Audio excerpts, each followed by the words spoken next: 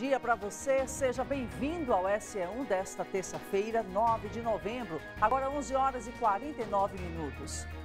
Vamos juntos aqui comigo? A gente começa com essa bela imagem do bairro Inácio Barbosa, na zona sul da capital. Agora faz 28 graus em Aracaju. No interior, temos imagens de Aquidabã, no Médio Sertão Sergipano, distante 116 quilômetros da capital.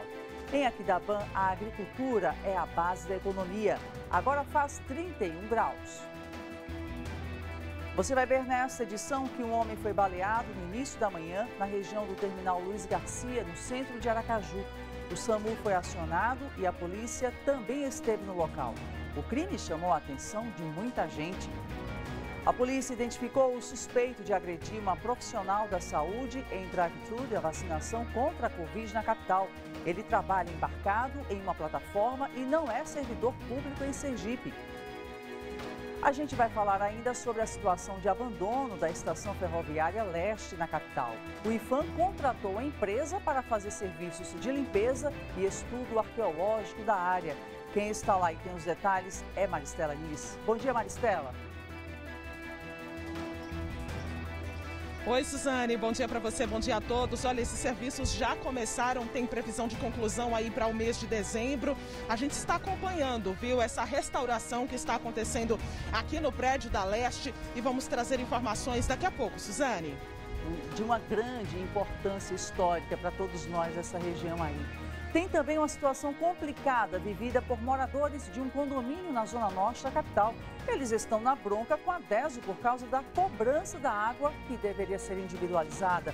Rafael Carvalho acompanha tudo de perto. Muita bronca aí, Rafael. Bom dia para você. Muita, viu, Suzane? Bom dia a todos. É num condomínio que fica na área de expansão do bairro Porto Dantas, aqui na zona norte de Aracaju.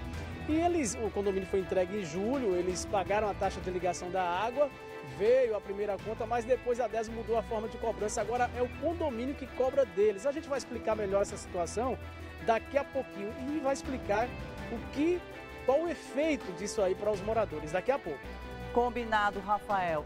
Na redação da TV Sergipe, hoje, Paula Azevedo traz outros destaques e a gente fala com ela. Paula, bom dia para você. Muito bom dia para você também, Suzane, para quem está acompanhando a gente. Vamos falar a respeito dos números de apreensões de drogas aqui no estado. Sergipe é destaque em apreensões de drogas nos últimos dias, nos últimos meses, na verdade. E a gente vai falar também sobre a prisão de uma mulher envolvida com um assalto a banco em 2013. Já já eu conto os detalhes para você e para quem está acompanhando o nosso jornal. Esses e outros assuntos você tem aqui no SE1 que começa agora.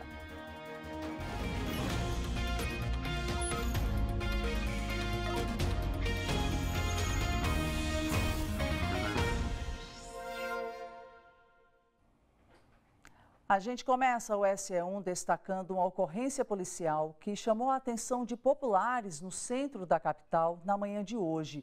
Um homem foi baleado no terminal Luiz Garcia. Ele foi socorrido pelo SAMU. Foi nessa área, na região do terminal Luiz Garcia, no centro de Aracaju, que um homem foi baleado por volta das 8 horas da manhã. O SAMU foi acionado e esteve no local prestando os primeiros socorros. De acordo com testemunhas que não quiseram gravar entrevista, o homem entrou em um ônibus do transporte intermunicipal e poucos segundos depois foi baleado no interior do veículo. Ferido, ele acabou saindo do ônibus e caiu nessa área. Uma cápsula também foi localizada no local. O fato chamou a atenção e muitos populares acompanharam a movimentação da ocorrência. A polícia militar foi acionada. A pessoa que realizou o disparo não foi localizada. Fomos acionados pelo CIOSP para atender uma ocorrência de disparo de arma de fogo no terminal Luiz Garcia, no centro da cidade. Ao chegarmos ao local, nos deparamos com um indivíduo caído ao chão, mesmo encontrava-se sangrando bastante, pois havia recebido o disparo na coxa. O mesmo estava consciente e de pronto nós solicitamos apoio do SAMU para a prestação do devido socorro e passamos a realizar algumas diligências, entre elas coletar informações, do local, sobre o autor e sobre a motivação mas nesse momento não nos foi passada nenhuma informação que pudesse auxiliar na localização do autor ou até saber qual a motivação do crime. E após isso, realizamos algumas diligências nas proximidades, mas não conseguimos localizar o autor do fato. O homem baleado foi encaminhado pelo SAMU para o Hospital Governador João Alves Filho. O estado de saúde da vítima não foi divulgado até o momento. A Polícia Civil já identificou o homem que passou pelo drive-thru no Parque Augusto Franco, em Aracaju, e se recusou a tomar a vacina no mês passado. A proprietária do veículo, que é esposa dele, também já foi identificada e já foi ouvida pelo delegado que investiga o caso. Imagens mostram o momento em que o homem passa pelas etapas do drive-thru para supostamente tomar a segunda dose da vacina contra a Covid-19. Uma funcionária disse que ele chegou, mostrou uma arma, falou que era policial civil e estava em perseguição a outro veículo. Na sequência, seguiu na fila do drive, pegou o cartão de vacinação e saiu sem se vacinar. O caso foi investigado pela Corregedoria e em seguida encaminhado ao delegado Everton Santos, da 1ª Delegacia Metropolitana. O suspeito foi identificado e não se trata de um policial. Confirmou que ele não se trata de policial, quer seja da militar, quer seja da civil, quer seja policial penal. Então é uma pessoa que não tem vínculo com o Estado e assim que tão logo o procedimento chegou aqui para a 1ª Delegacia, nós identificamos que é um indivíduo realmente que trabalha numa empresa terceirizada da Petrobras, que aquele cartão de vacina que ele precisava era exatamente para ir para o trabalho, né? Como muitos lugares e eventos necessitam, hoje exigem a presença do cartão de vacina, ele precisava daquele cartão de vacina. Agora nós vamos buscar exatamente essa circunstância, por que ele não se vacinou, se ele estava armado realmente, e vamos buscar as imagens se ele estava com algum policial do lado, porque não consta aqui nenhum registro de arma de fogo em nome dele. Então vamos esperar ele desembarcar aqui em Aracaju, a investigação ela vai prosseguir na ausência dele, então logo ele chega em Aracaju, nós vamos saber o que é que ele tem a dizer e vamos buscar quais foram os delitos que ele cometeu e encaminhar para o Poder Judiciário e Ministério Público. De acordo com o delegado, a mulher do suspeito foi ouvida e a empresa que ele trabalha foi comunicada sobre a situação. Nós fizemos a ouvida da esposa, né, da pessoa que está sendo investigada, exatamente porque a placa do veículo está em nome dela, né? Os policiais se dirigiram até a empresa onde o indivíduo é funcionário e lá eles buscaram os dados de embarque, de desembarque, local de trabalho e também nós fizemos um ofício, uma comunicação para a empresa informando que aquele cartão de vacina que ele precisava para embarcar, na verdade, ele tem um conteúdo ali que ele foi vacinado, mas na verdade não foi. Então isso também pode incorrer em um crime que é expor as pessoas a risco, já que ele não está vacinado. A investigação vai continuar aqui na 1ª Delegacia Metropolitana, na Zona Sul de Aracaju. Com a identificação do suspeito, ele deverá ser ouvido e assim que o inquérito for concluído, o caso seguirá para a Justiça. E está previsto chegar agora à tarde 15.210 doses da vacina da Pfizer a Sergipe. Ontem o estado recebeu mais um lote de vacinas contra a Covid-19. Foram 38.610 doses do imunizante da Pfizer que chegaram ontem à tarde. Elas vão ser distribuídas com todos os municípios para aplicação de segunda dose e dose de reforço. Até agora, Sergipe já recebeu do Ministério da Saúde mais de 3,5 milhões de doses de vacinas. E por falar em vacinação, a cidade de São Cristóvão passou a exigir comprovante de vacinação contra a Covid-19 em locais de uso coletivo. O prefeito Marcos Santana comentou o decreto. Nós estamos com mais de 70% da população alvo vacinada e aí o que nós queremos é, com esse decreto, fazer com que nós protejamos aqueles que estão vacinados. A pessoas, a entidades, a organismos que fazem eventos ou que recebem, exemplo de academias, pessoas se aglomeram e essas pessoas que estão aglomeradas precisam estar todas elas vacinadas para que não tenhamos situação de infecção em quem não está vacinado para quem já está. Então, por isso, nós decretamos a exigência de que essas pessoas sejam responsáveis pelo recebimento, pela verificação de que a pessoa já foi vacinada, através das cadernetas de vacinação, e é uma forma da gente proteger ainda mais a nossa população. Por isso, nós vamos estar olhando, através da vigilância sanitária, aqueles locais, aqueles eventos que estão, de fato, cumprindo o que foi decretado, a exigência da apresentação da caderneta de vacinação em locais de aglomeração. Agora, meio-dia, a gente continua falando sobre a Covid-19 para atualizar o processo de vacinação aqui em Sergipe. Dados informados diariamente pela Secretaria de Estado da Saúde mostram que, em relação à primeira dose, já foram aplicadas 1.678.094 doses. Em relação à segunda dose ou dose única, 1.172.344 vacinas já aplicadas. E o Estado enviou aos municípios 3.558.689 doses da vacina contra a Covid. A gente também analisa os dados gerais da Covid aqui em Sergipe. Nós tivemos 17 novos casos registrados nas últimas 24 horas. Nenhuma pessoa morreu por causa da Covid. Existem, no momento, 23 pessoas internadas em unidades hospitalares. Chegamos ao total de casos registrados, 278.574, e, infelizmente, 6.033 pessoas perderam a vida para a Covid. 4 professores da Universidade Federal de Sergipe receberam o título de cidadão sergipano. A homenagem foi pelo trabalho durante a pandemia.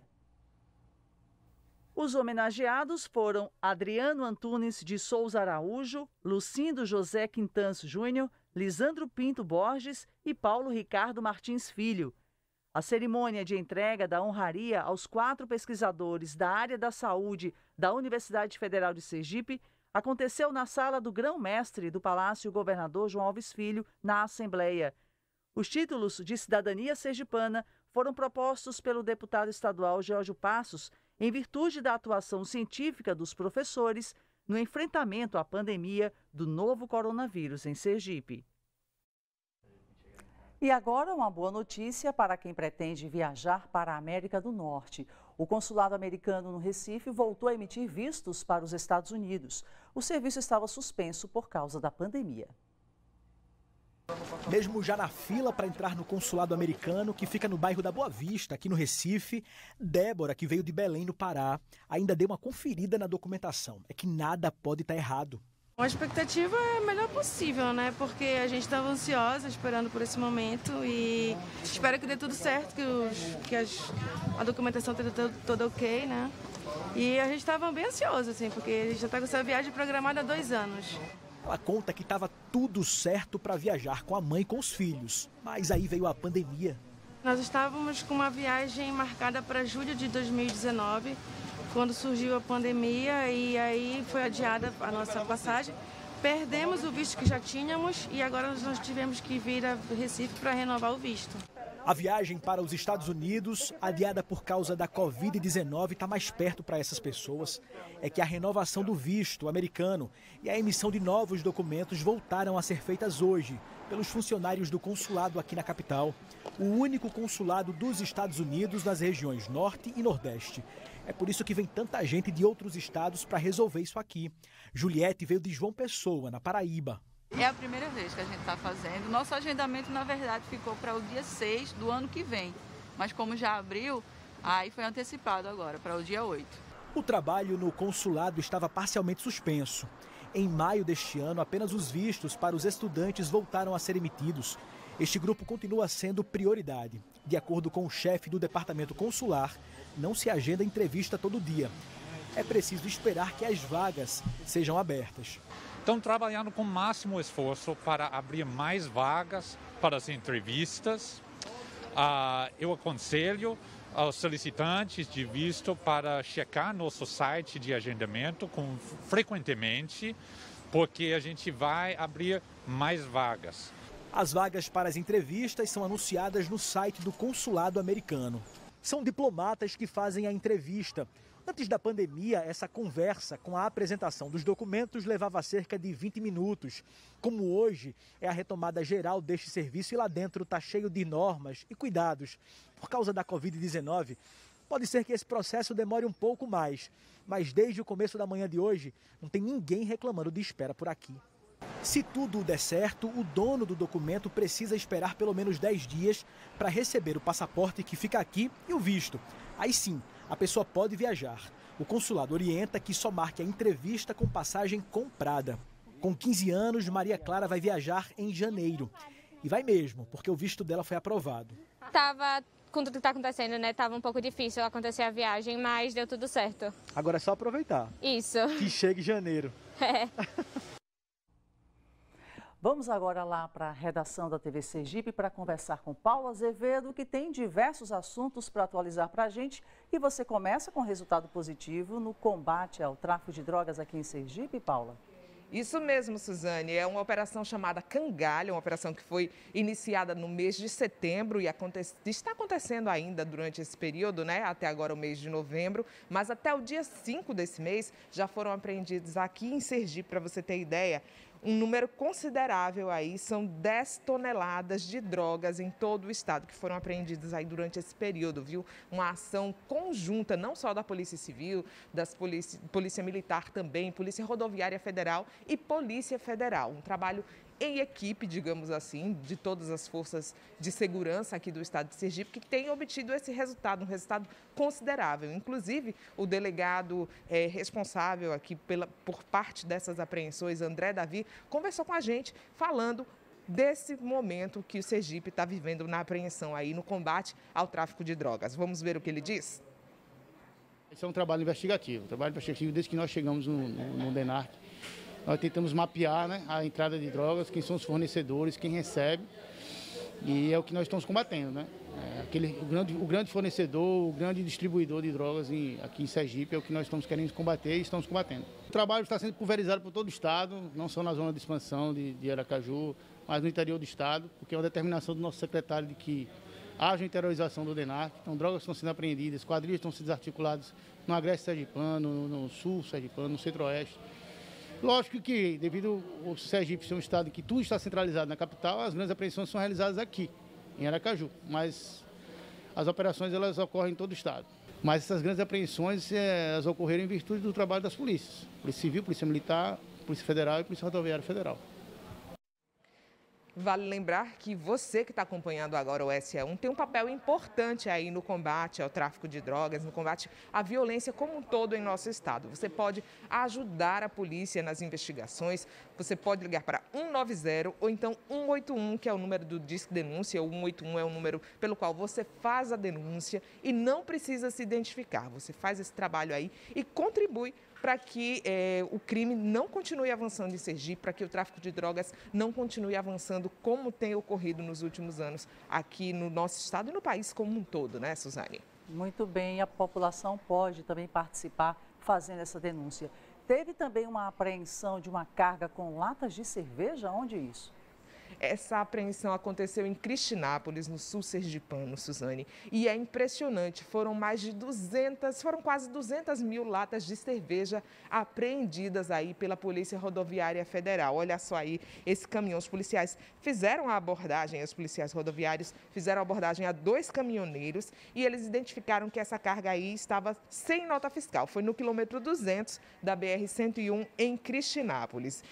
Segundo o pessoal da PRF, um caminhão trator com placa de Santa Catarina e um outro caminhão, um outro veículo com placa de São Paulo. Esses dois aí estavam no que eles chamam de tratores atrelados ao reboque e aí estava toda essa carga. Os policiais foram fazer a fiscalização, não havia nota fiscal e em cada um desses veículos, eram 2 veículos, tinham cerca de 96 mil latas de cerveja em cada um e os caminhoneiros informaram que não tinham nota fiscal e a mercadoria viria de Aracaju para o Paraná. Eles foram encaminhados aí ao posto fiscal da Secretaria da Fazenda para verificar toda a irregularidade existente e se há irregularidade mesmo aí eles vão ter que responder segundo o que está previsto em legislação, né, pagar pela carga e tudo mais, viu, Suzane? Paula, você também tem informação sobre uma mulher suspeita de assaltar um banco, é isso mesmo?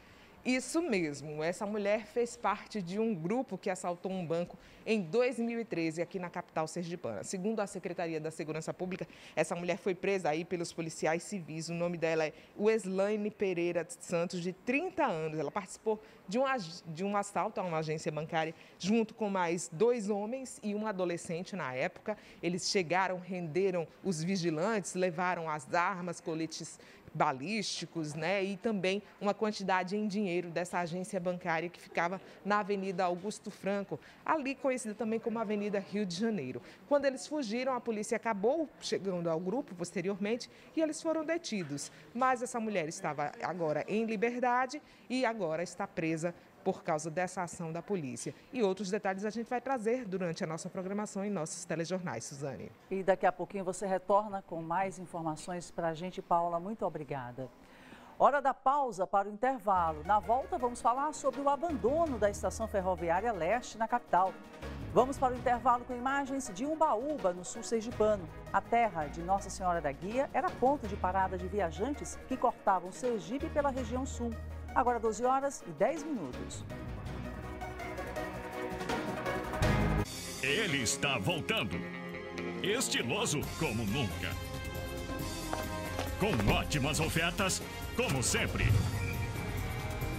Black Friday onde eu sou? Aguarde.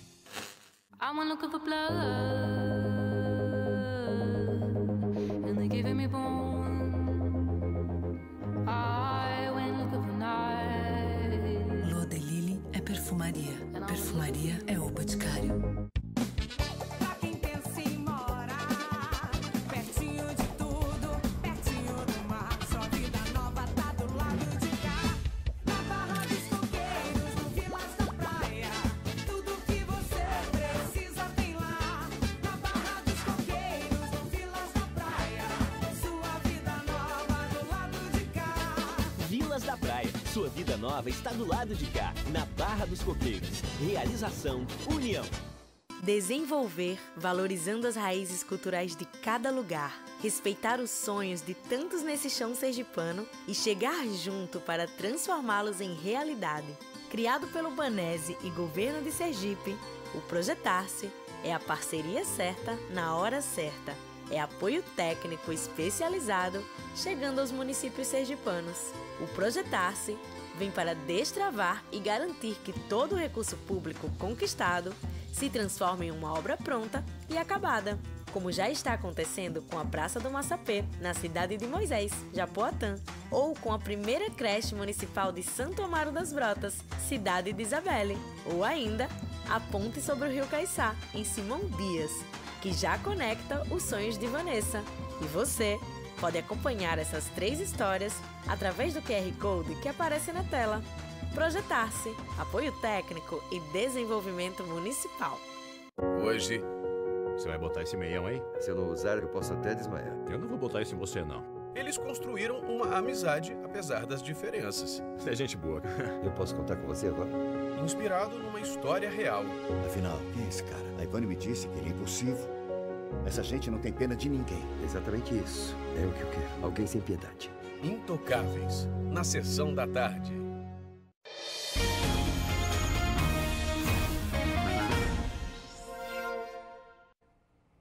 O Tribunal Superior Eleitoral deve julgar hoje o recurso ordinário eleitoral referente à cassação do mandato do governador Belivaldo Chagas e da vice-governadora Eliane Aquino. O ministro relator Sérgio Silveira Banhos deve expor o voto. Nele, o magistrado vai avaliar se acompanha ou não a decisão do Tribunal Regional Eleitoral de Sergipe. Em 2019, o TRE de Sergipe cassou os diplomas do governador e da vice, que formaram a chapa vencedora da eleição de 2018 no estado. Eles foram denunciados pelo Ministério Público Eleitoral por abuso de poder político e econômico durante a disputa.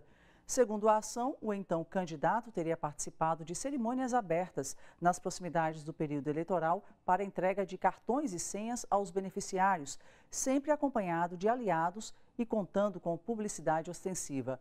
Em março do ano passado, o TSE negou um pedido de suspensão da decisão do TRE de Sergipe feito pela defesa. Já a defesa argumenta que os atos praticados pelo governador foram legítimos atos de gestão republicanos, não havendo nenhuma transcendência político-eleitoral.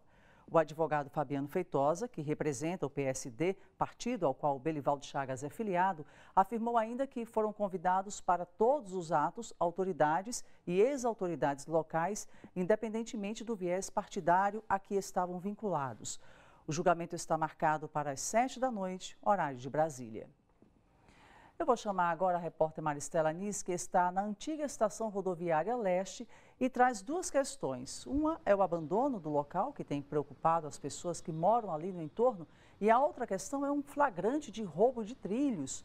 2 pessoas foram presas com 18 toneladas de ferro. Maristela, é com você. Isso, Suzane, vamos trazer sim esses 2 pontos. Vou falar primeiro para você sobre essa restauração que está acontecendo aqui nessa estação que é tão histórica, desativada há anos, mas que a gente tem uma história aí desde a década de 30, de formação também do bairro Siqueira Campos por causa dos operários que trabalharam aqui. Infelizmente, né, o prédio, a gente acompanha a depredação ao longo dos anos e aí, Suzane, está sendo feito um trabalho aqui exatamente para vedar as janelas, todos os acessos, as portas, para que esse prédio não seja ocupado por pessoas em situação de vulnerabilidade, dependentes químicos ou até mesmo pessoas que vêm para praticar atos de vandalismo. O acesso é restrito, nós não temos acesso à área interna, mas esse trabalho está acontecendo mais ou menos desde julho, desde o meio do ano, e a previsão é que ele se estenda até dezembro ou até início de janeiro. Eu vou conversar com a Jane Viana, ela é arqueóloga, porque uma empresa foi contratada pelo IPHAN para fazer a limpeza aqui dessa área e um estudo arqueológico também está sendo realizado, né, Jane? Muito boa tarde, bem-vinda ao SE1. Exatamente, boa tarde. Sim, a gente está fazendo um acompanhamento arqueológico. A empresa contratada, ela está fazendo esse trabalho de limpeza, não exatamente o restauro, mas a limpeza e um mapeamento de danos. É uma empresa que já trabalha com esse tipo de bens valorados e a equipe de arqueologia ela acompanha esse trabalho, essa retirada da vegetação, do lixo, para preservar esse patrimônio histórico arqueológico, né? Caso venha a surgir também uma outra ocupação mais antiga do que a própria ferrovia, a equipe de arqueologia está aqui para justamente notificar o IPHAN.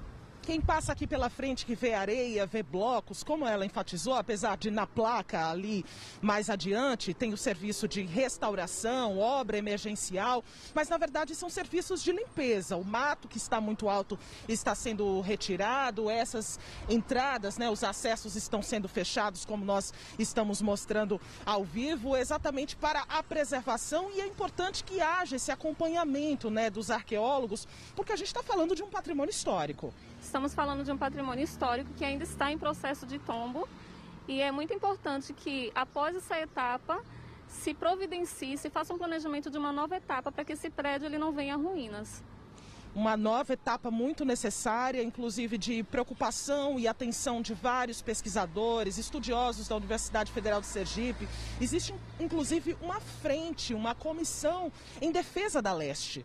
Sim, existe uma comissão, eu tenho conhecimento dessa comissão que está justamente cobrando aos órgãos competentes para que esse bem ele venha a ser tombado e que ele venha a ser restaurado e ressignificado ou venha a ser revitalizado também. Agora, junto com tudo isso que está acontecendo aqui, esses serviços que estão sendo realizados, a polícia também está fazendo as suas investigações. Por que isso? Isso que Suzane mencionou assim que nos chamou aqui direto da Leste, no bairro Siqueira Campos, porque trilhos foram roubados, furtados por pessoas que trabalham em alguns estabelecimentos, a exemplo de Ferros Velhos, e 2 pessoas foram presas, inclusive a doutora Rosana Freitas, que é delegada, que está acompanhando as investigações, ela gravou um vídeo para a gente falando sobre isso. Vamos ouvir. 2 mulheres, donas de Ferro Velhos, localizados no conjunto Fernando Collor, em Nossa Senhora de Socorro, e no bairro Santos Dumont, aqui em Aracaju. De acordo com as investigações, uma delas havia adquirido 18 toneladas de trilhos que estavam sendo subtraídos da antiga estação ferroviária e ela foi presa no momento em que fazia a comercialização de 11 desses 18 quilos para a outra proprietária do ferro velho. E, além disso, foram encontradas ainda 7 toneladas no estabelecimento comercial da que fazia a revenda.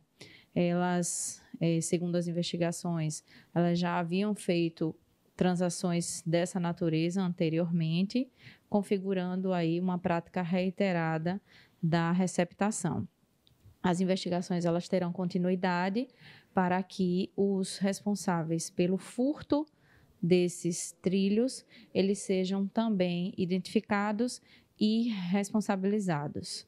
A polícia pede que eventuais informações acerca desses fatos sejam encaminhadas para o 181, o Disque Denúncia da Polícia Civil, para que as investigações sejam concluídas com êxito no menor tempo possível.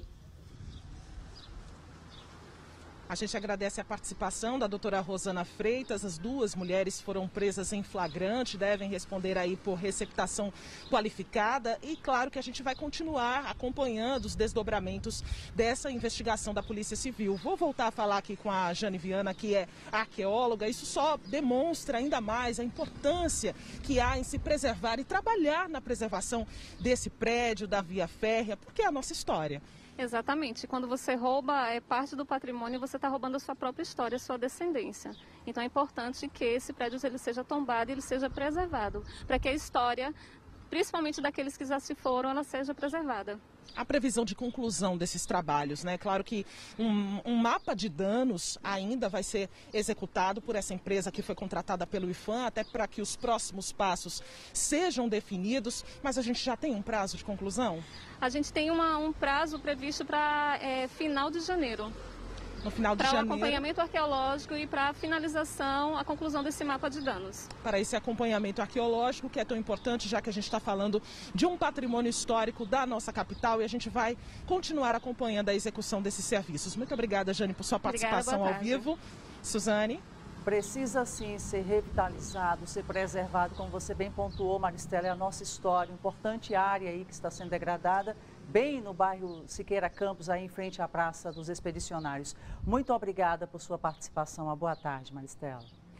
Os moradores de um condomínio na zona norte da capital estão na bronca com a companhia de saneamento. É que eles pagaram pelos medidores individualizados de água, mas a cobrança não está sendo feita de forma individual. Veja a queixa enviada para a gente. Os hidrômetros aqui que a gente pagou pela religação funcionam perfeitamente. Então, eles estão aqui instalados, pagamos por eles. Normalmente, temos água nas torneiras, como vocês podem ver aí, água normal na torneira. E também vou mostrar a comprovação das faturas, na qual a gente paga a religação e a taxa do consumo.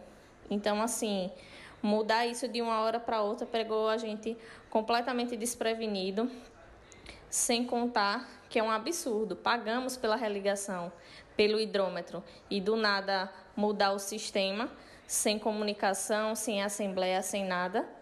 Queremos reivindicar os nossos direitos. A gente foi até o condomínio Reserva Josefina Carvalho para conferir de perto a bronca dos moradores. O Rafael Carvalho já está por lá. Rafael, é uma complicação, porque essa cobrança deveria ser individualizada, os moradores pagaram por isso.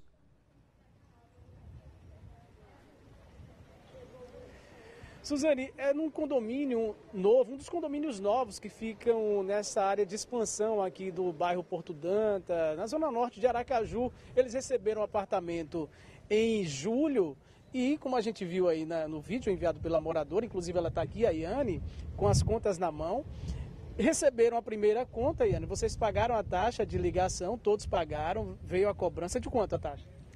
A taxa de água eu pago geralmente a taxa básica, R$ 39,76. Fora isso, teve a taxa do hidrômetro, que foi parcelado para a maioria dos moradores em 2 vezes. Então a gente pagou 2 faturas no valor de mais ou menos R$ 111, R$ 113 reais. E quando a gente ia para o 3º mês, só pagar a taxa da DESO foi quando veio o susto da cobrança única para o condomínio. Aí veio o susto principalmente para o síndico que está aqui, que é o Luiz.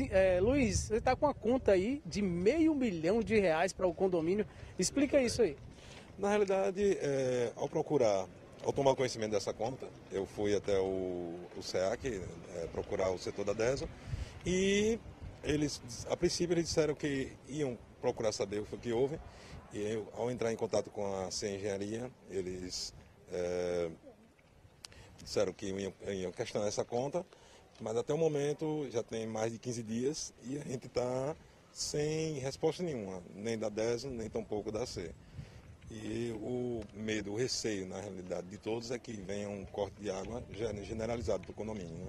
Pois é, para a gente entender melhor essa situação, eu estou com o advogado do condomínio, que é o Pablo Mendonça, mas antes eu vou lembrar que em 2019 houve uma ação do Ministério Público Estadual no sentido de proibir, pedindo a proibição do rateio do excesso de água para os condomínios.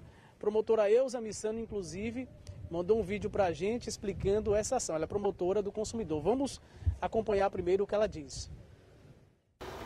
O Ministério Público de Sergipe ajuizou ação civil pública desde o ano de 2019 em face da Companhia de Saneamento de Sergipe, em razão de denúncias de condomínios que possuíam individualização de água, ou seja, cada condômino possui o seu medidor, o seu hidrômetro específico e sabe efetivamente o valor daquilo que consome mensalmente diante da cobrança do que se denomina taxa de rateio, que representa a diferença de consumo entre o macromedidor, que é todo o conteúdo de água que entra para o condomínio, e a soma individual de cada hidrômetro de cada unidade consumidora.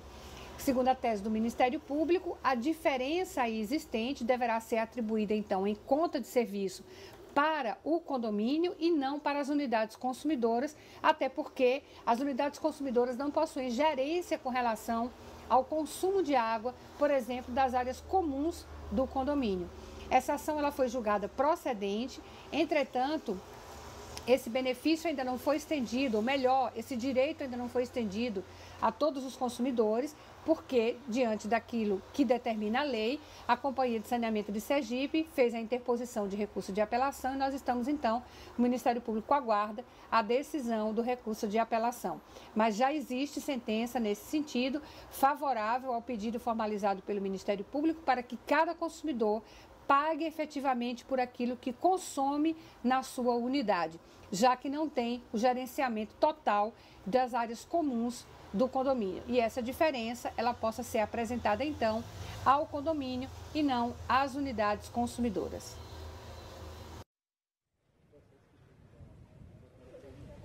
Pois é, mas no caso do condomínio, aqui na Zona Norte de Aracaju, não se trata de rateio? Boa tarde, Rafael. Boa tarde a todos que estão nos assistindo. Infelizmente, a situação aqui é muito pior, né? O rateio é nada perto do que a DESO está impondo aqui para o condomínio Reserva Josefina. Na verdade, existiu aqui uma relação contratual DESO com cada proprietário, né, que aqui está presente e muitos outros que estão se fazendo representados por esses, e cada um pagou sua conta de água por 2 meses e no terceiro mês, infelizmente, a DESO, né, mudou a regra do jogo sem consultar os proprietários e só informando ao condomínio que agora a cobrança vai ser diretamente. Pessoa jurídica, a relação contratual passa a ser pessoa jurídica com pessoa jurídica. E aí passou uma responsabilidade, algo que seria dela em relação à cobrança, em relação a corte. O condomínio não pode fazer corte, então é algo que a DESO não respondeu, como vai ficar essa situação para o condomínio inadimplente, porque o condomínio vai passar a ser inadimplente perante o condomínio. Não vai mais existir relação condômino, né, proprietário e DESO.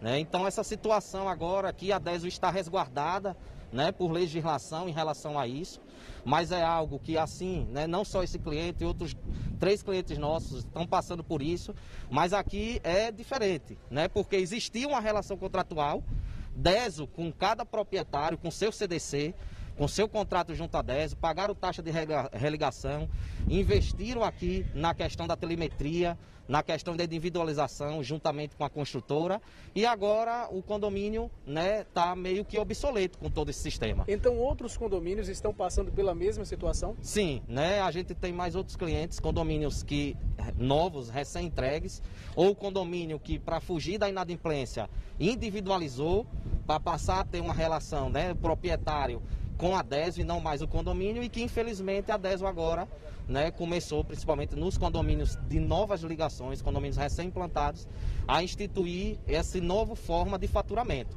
Ele chama o síndico, né, apresenta ao síndico um contrato de adesão e diz, olha, tá aí, ou você adere para ter água, ter o fornecimento de água, ou o condomínio fica sem água. Então o síndico se vê praticamente obrigado a assinar. Caso contrário, o empreendimento não tem como ser entregue, não tem como os demais proprietários nele residir, sem um bem essencial que é a água. E o que a DESO disse até agora? Infelizmente, né, a própria DESO é meio que não sabe nos informar quando a gente fala do setor, né, do SAC, do Serviço de Atendimento ao Cliente, porque um funcionário diz uma coisa, outro funcionário já passa outra situação, condôminos aqui ligaram e aí informaram que o síndico sabia, o síndico não sabia de nada, né? Então assim, tá tudo muito novo ainda para a própria DESO, né? Então a gente, por ser membro da Comissão de Direito Condominial, já oficiamos o nosso presidente, isso já foi levado, já está em um grupo de estudo, tanto na Comissão de Direito Condominial da OAB, como na de consumidor, porque entendemos que está sendo lesado também os consumidores, né, aqui, que cada proprietário é consumidor, era consumidor direto da DESO, né, e continua sendo indireto. Então, entendemos, né, essas duas comissões estão unidas, já temos uma reunião, né, pré-agendada amanhã na DESO, juntamente com as duas comissões da OAB, para tentar tratar sobre esse assunto. Infelizmente, se a DESO, né, somente seguindo legislação, não quiser entrar num consenso, a gente pensa em se reunir também com o doutor Ailza Missano e quem sabe, infelizmente, né, se protocolar uma nova ação civil pública para tentar alterar isso aí de forma judicial. O síndico acaba ficando numa situação difícil, sem saber o que fazer, né, Luiz? Justamente, os moradores, ao ligar para a DESO, a todo instante eles dão uma informação diferente. Ah, não, é com o síndico. O síndico é quem vai pedir sua ligação de água. O síndico assinou um contrato, coisa que não foi assinado. Eu não trabalho para a DESO, né? E está complicado. Quando a gente chega pessoalmente, como ontem eu fui até a DESO e fui questionar todas essas coisas narradas que eu falei aqui agora, eles já dão outra informação, já dão informação que é o próprio morador. Então, quer dizer, como o doutor Pablo mesmo falou, as informações estão imprecisas. Nem a DESO mesmo está sabendo o que está fazendo. Pois é, a gente tentou contato com a DESO sobre essa situação e, inclusive, deu espaço para alguém da DESO falar e preferiu não enviar ninguém para falar sobre esse assunto, que o contato tem sido feito dessa forma e é o que a gente tem da DESO até agora aqui, viu, Suzane? Situação muito difícil aí para os moradores desse condomínio que a gente está acompanhando e de outros condomínios, como a advogada aí falou. Agora, Rafael, a gente espera, então, como tem uma reunião pré-agendada para amanhã, a gente espera ter também o resultado dessa reunião junto à DESO e junto também aos moradores. Combina com eles para nos dar um retorno aqui, porque o Chama SE1 que resolve, a gente tem todo o interesse também de resolver o problema dos moradores aí. Rafael, muito obrigada. Agradeço também a participação dos moradores aí do condomínio. Vamos de volta à redação da TV Sergipe, porque Paula Azevedo mostra para a gente a solução de um problema mostrado ontem aqui no SE1. Que problema foi esse, Paula? Suzane, a gente falou ontem a respeito de algumas situações, né? Uma delas foi um caminhão que teria caído no Rio São Francisco, ali entre os municípios de Porto da Folha e o estado de Alagoas, na região da Ilha do Ouro, né? Chamou muito a atenção esse fato ontem, porque o caminhão estava carregado com material de construção e estava se preparando para entrar numa balsa. E as cordas que estavam segurando essa embarcação, elas acabaram se rompendo do cais e o caminhão caiu no rio. O caminhão estava cheio de material de construção. O proprietário do veículo disse para a gente que tinha um funcionário, uma pessoa dentro desse veículo, mas ele chegou a sair do local, foi socorrido por populares, mas não precisou ser hospitalizado, menos mal, né? E as pessoas da região também ajudaram a fazer a retirada da carga que estava dentro desse caminhão, dentro do rio, e depois, com a ajuda de um trator, esse caminhão foi retirado, então, do rio ontem ainda à tarde. Uma solução aí de uma situação que chamou muito a atenção de todos, viu, Suzane? Não só para o motorista, o condutor que estava lá no caminhão, passageiro, mas também para os moradores da região. Agora também tem um resultado do que nós mostramos ontem, o descarte irregular de casca de coco verde. Sim, temos sim essas imagens onde a gente mostrou esse descarte irregular de casca de coco, né, que estava acontecendo na estrada de acesso à estação de tratamento de água do Rio Poxim, na região do bairro Capucho, né, zona oeste da capital. A gente tem inclusive imagens, a Secretaria de Meio... Olha, essas são as imagens de ontem, né? O local estava cheio de cascas de coco, olha só que situação, né? E depois disso, a Secretaria de Meio Ambiente da Prefeitura de Aracaju esteve no local, confirmou que havia essa infração, é uma infração, tá certo, isso aí é poluição do meio ambiente, e providenciou também a limpeza dessa área. Olha só, a gente mostra aí agora a solução do problema e vale lembrar, Suzane, para quem está acompanhando a gente, que descarte irregular de qualquer material, lixo ou então cascas de coco, é crime, tá certo? De acordo com a Lei Municipal 4.452, que é de 2013.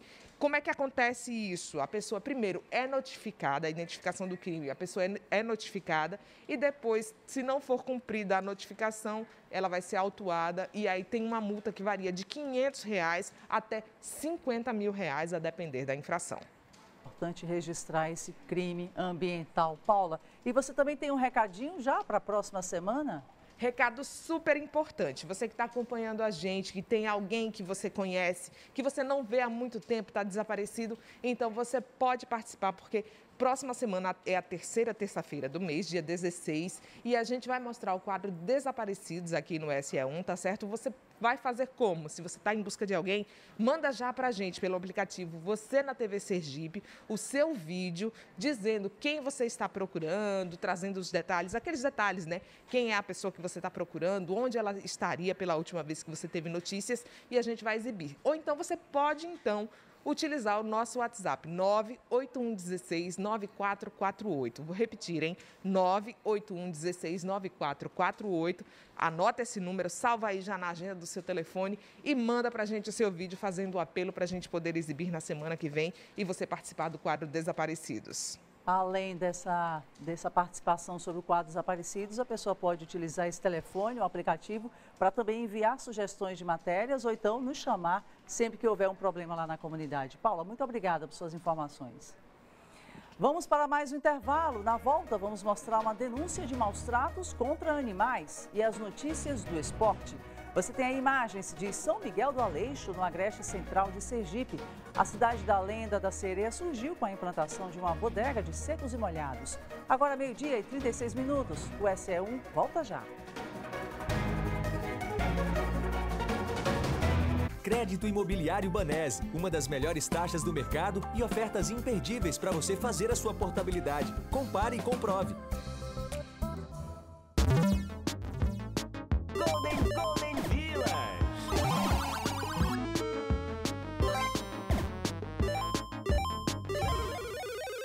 Golden Village.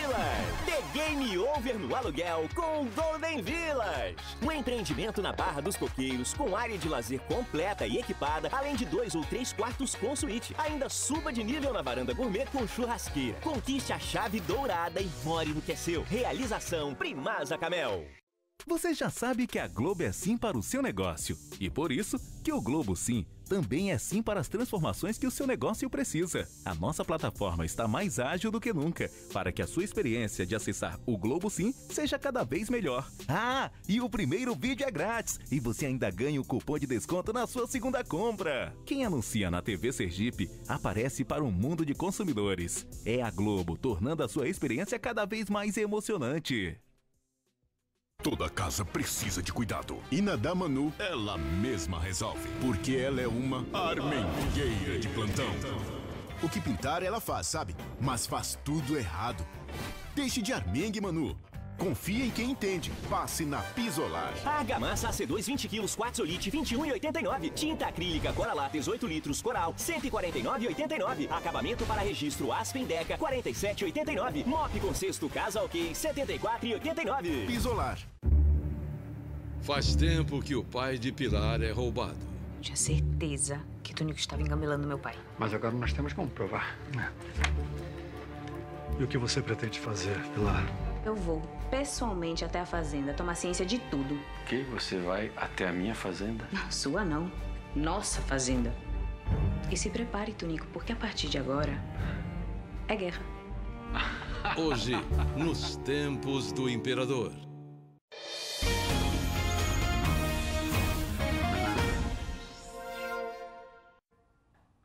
Meio-dia e 39 minutos, vamos falar agora sobre a expedição científica do Rio São Francisco. A gente tem acompanhado aqui e por onde passam, os pesquisadores deixam esperança para a população que vive às margens do Velho Chico, que sofre com a seca e a poluição. Durante a viagem, os ribeirinhos têm demonstrado o sentimento de agradecimento pelos trabalhos que vêm sendo desenvolvidos. A expectativa é que as pesquisas ajudem no bem-estar de todos. 8 dias de trabalho intenso que começa assim que o dia vai clareando e termina tarde da noite.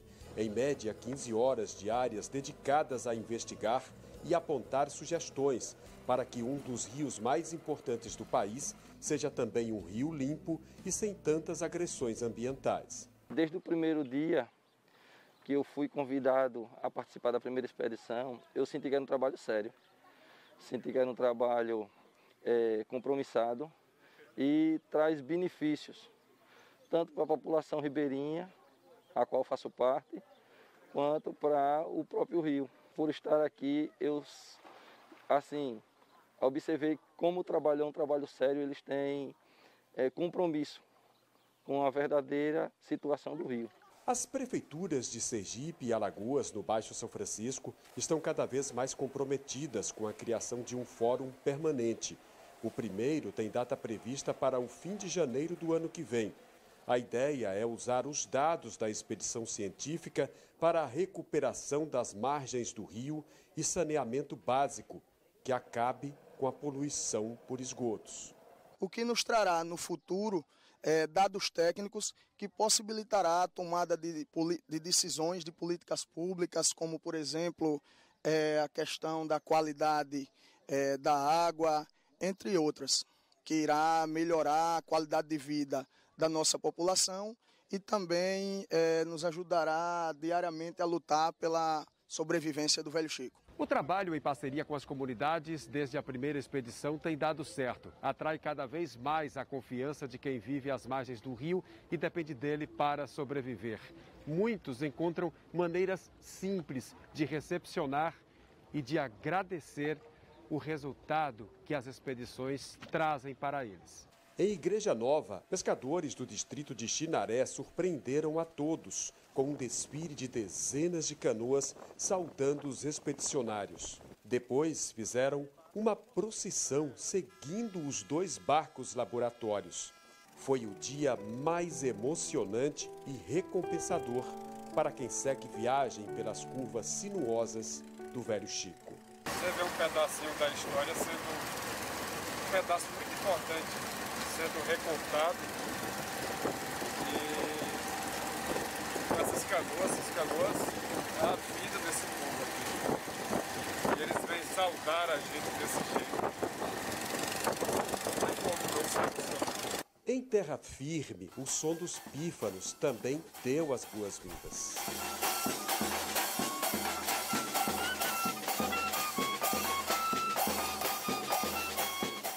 O município de Igreja Nova é um dos mais comprometidos com a chance de usar os resultados das pesquisas em benefício da população e para o meio ambiente. Qual foi o resultado dessa parceria da expedição com a gestão municipal de lá desse ano, efetivamente? Que a gente vai ter um bosque, um bosque voltado para a questão de ciência, para a educação ambiental, vai ter a construção de uma praça com brinquedos para crianças, juntamente com equipamentos para exercício funcional, né? Vai ter numa outra escola, né, do povoado ligado ao Chinaré, construção de fossa agroecológica, um programa de educação ambiental voltado para a coleta seletiva de lixo, né, com coleta semanal desse lixo pela prefeitura, para estimular a formação de um programa de educação ambiental. E a população viu que a expedição está trazendo esperança, ela está trazendo a possibilidade de resgatar, né, o Velho Chico, ou as condições de vida do Velho Chico, do qual as comunidades, né, abraçaram.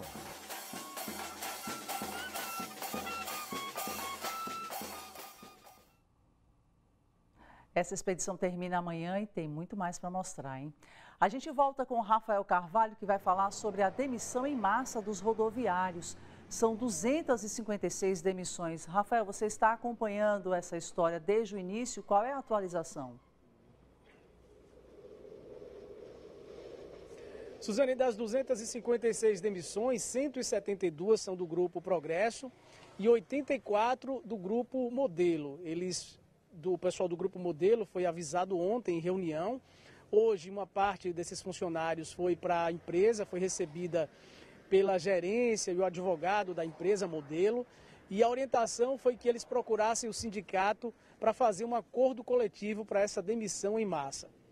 Uma demissão que, segundo o Sindicato dos Rodoviários, o presidente do Sindicato dos Rodoviários disse que foi pego de surpresa porque existe a extinção da função de cobrador e tem também uma ação da Justiça contra essa extinção que está em andamento.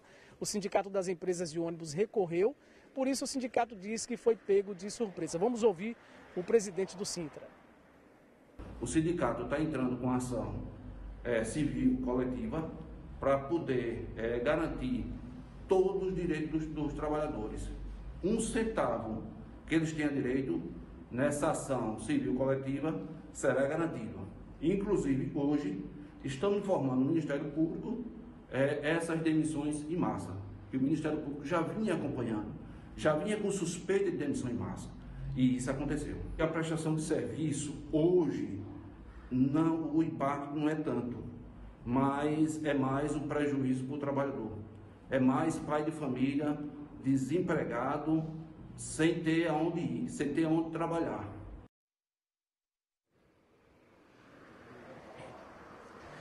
Desses 256 funcionários dessa demissão em massa dos dois grupos empresariais, a maior parte cobradores, mas tem também motoristas de ônibus, tem trabalhadores do setor de manutenção dos veículos, isso porque está havendo uma adequação da oferta de veículos à atual realidade desde o início da pandemia. E a gente recebeu há pouco uma nota do Sindicato das Empresas de Ônibus dizendo que as empresas tentaram durante a pandemia ao máximo segurar os empregos, não houve demissão nesse período, utilizou o auxílio dado pelo governo federal, mas esse auxílio chegou ao fim. E agora, com a alta no preço dos combustíveis de 60%, segundo essa nota, o aumento dos custos trazido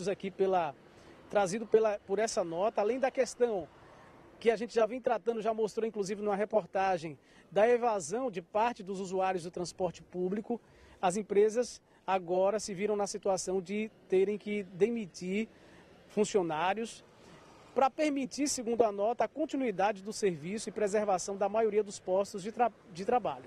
O CETRANSP diz ainda nessa nota que tem acompanhado as tratativas das empresas de ônibus junto com seus funcionários e espera que ações de socorro ao sistema cheguem o mais rápido possível. O CETRANSP já vem anunciando essa crise no transporte público, uma crise que afeta o setor em todo o país, vem inclusive pedindo auxílio ao poder público. E agora vem essa notícia, essa confirmação aí de uma demissão em massa de 256 funcionários, Suzane. Notícia lamentável nos dias de hoje também, diante de toda essa crise, Rafael. A reportagem completa você está preparando para o SE2 e a gente agradece aqui a sua participação no SE1, Rafael. Mães que procuraram o recém-inaugurado Hospital da Criança durante o dia de ontem reclamaram sobre a demora no atendimento. O hospital chegou a interromper o atendimento por causa da lotação. E segundo a Secretaria de Estado da Saúde, a unidade recebeu um grande fluxo de pacientes encaminhados de outras unidades pediátricas da capital. A diretora técnica do Hospital Santa Isabel, outra unidade de pediatria pública aqui na capital, explicou que não houve esse remanejamento por parte do hospital, mas que o momento tem sido de grande procura em todas as unidades. Todos os anos nós presenciamos na urgência pediátrica um aumento das doenças respiratórias a partir do mês de fevereiro a julho. Este ano, por conta da pandemia, com o retorno das aulas em agosto, a gente teve um deslocamento dessa sazonalidade, aumentando os números de atendimentos a partir de setembro em torno de 40%. Por conta disso, a gestão do Hospital Santa Isabel achou por bem fazer um plano de contingenciamento. Nesses momentos de superlotação, nós mudamos a estratégia de acolhimento dos pacientes. Então, quando existe a superlotação, a antiga classificação de risco que era feita após a realização da ficha do paciente é feita anterior à ficha. Então, assim que o paciente chega, ele imediatamente é classificado pela enfermeira. Ele sendo grave, ele é imediatamente atendido. Ele não sendo classificado como grave, ele é orientado se ele deseja aguardar ou se ele deseja procurar uma unidade básica ou uma outra unidade de atendimento. Dessa forma, a família decide se pretende ou não aguardar. Foi a forma que o hospital entendeu ser mais razoável, já que a gente não tem estrutura física nem recurso humano para atender a grande demanda de pacientes. Mais um caso de maus tratos de animais, dessa vez na cidade de Lagarto, no centro-sul do estado. As imagens mostram o momento em que o suspeito está com um saco e coloca em um terreno baldio. Vamos ver por outro ângulo. Ele vem na rua, observa e coloca os gatos nesse local. Nós conseguimos empreender diligências e, aliadas a outras técnicas de investigação, nós encontramos o autor, suposto autor do fato, que prestou depoimento nesta delegacia de polícia, acompanhado de sua advogada, e assumiu que realmente teria abandonado os animais da espécie felina. Foram 4 gatos que foram abandonados e, infelizmente, os animais morreram um após o outro, numa sequência de 4 dias. O delegado lembra ainda que maus tratos a animais é crime. O abandono de animais é crime, sim. A Polícia Civil está preocupada com esse tipo de delito que acomete a sociedade e o meio ambiente e esclarecer a população no sentido de evitar práticas nesse sentido, uma vez que se depare com animais que não desejem ficar sob a sua proteção, a sua tutoria, que os entregue aos órgãos de responsabilidade ambiental. Falando em animal, é hora do bicho solto e teve mais um caso resolvido. São 428 pets devolvidos. Vamos aos pedidos de hoje. O gatinho Rafinha fugiu lá em São Cristóvão. E olha só o recado da tutora dele. Ele é um ruivo, o olho dele é da mesma cor do pelo. Ele fugiu do bairro do Rosa Elze, em São Cristóvão, no último feriado do dia 2. Desde então não temos notícia dele, ele não voltou. Ele não era um animal acostumado a sair, ele só saía assim se fugisse mesmo, porque inclusive ele está no cio. A gente não costumava deixar ele sair, já com medo disso mesmo, dele sair e não voltar. Esse outro gato aí é Ita. Ele sumiu na cidade de Itabaiana e a família dele está muito preocupada. A gatinha Sansa está sumida pelo bairro Suíça, aqui na capital, e o tutor dela gravou um apelo. Ela atende pelo nome de Sansa. Ela é branca, com manchas cinzas com preto, ou rabo cinza com preto. Meu nome é Adolfo. Caso tenha informações, por favor, entre em contato no número 79991138593. E vocês lembram da gatinha que estava em um bueiro no Conjunto Augusto Franco, na zona sul da capital? Pois é, ela foi resgatada e já voltou para casa. Agradeço a todos aqueles da TV Sergipe e todos aqueles que me ajudaram.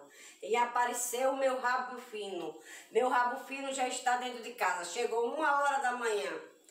E eu agradeço a vocês todos. Muito obrigado mesmo. Estou muito feliz. O SE1 fica por aqui. Outras notícias à noite no SE2 com Lidervan Santos. A gente encerra com a banda New Rocks nos Sons que Inspiram. Obrigada pela sua companhia, saúde e uma excelente tarde para você.